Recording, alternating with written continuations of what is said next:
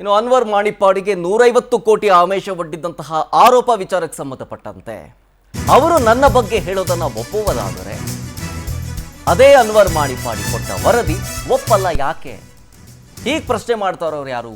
BJP ರಾಜ್ಯಾಧ್ಯಕ್ಷ BY Vijayendra ಟಕ್ಕರ್ ಕೊಡ್ತಾ ಇದ್ದಾರೆ ಈ ಹೇಳಿಕೆ ಮುಖಾಂತರ.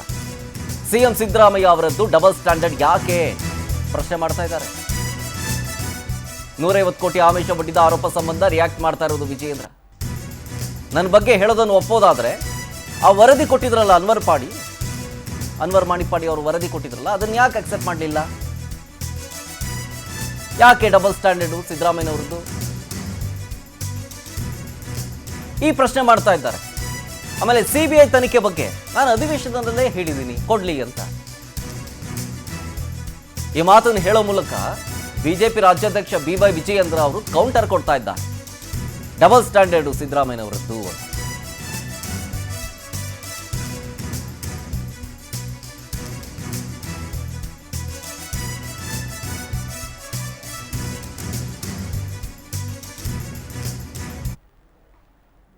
ಸದನದಲ್ಲೇ ಸವಾಲು ಹಾಕಿದ್ದೇನಲ್ಲ, ಆರೋಪಗಳು ಒಂದು ಕಡೆ, ಅನ್ವರ್ ಮಾನಪ್ಪಾಡಿ ಅವರು ನನ್ನ ಬಗ್ಗೆ ಏನು ಹೇಳಿದರೆ ಅದನ್ನ ಒಪ್ತೇವೆ, ಆದರೆ ಅನ್ವರ್ ಮಾನಪ್ಪಾಡಿ ವರದಿನ ಒಪ್ಪಲ್ಲ ಅಂದ್ರೆ ಹೆಂಗಾಗ್ತದೆ? ಡಬಲ್ ಸ್ಟ್ಯಾಂಡರ್ಡ್ಸ್ ಯಾಕೆ?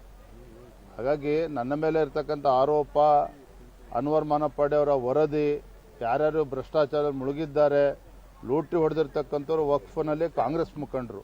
ಹಾಗಾಗಿ ಸಮಗ್ರ ತನಿಖೆ ಆಗಬೇಕು CBI ಇಂದ ಅಂತ ಹೇಳಿ ನಾವು ಕೂಡ ಒತ್ತಾಯ ಮಾಡಿದ್ದೇವೆ. ನಿನ್ನೆ ಮುಖ್ಯಮಂತ್ರಿ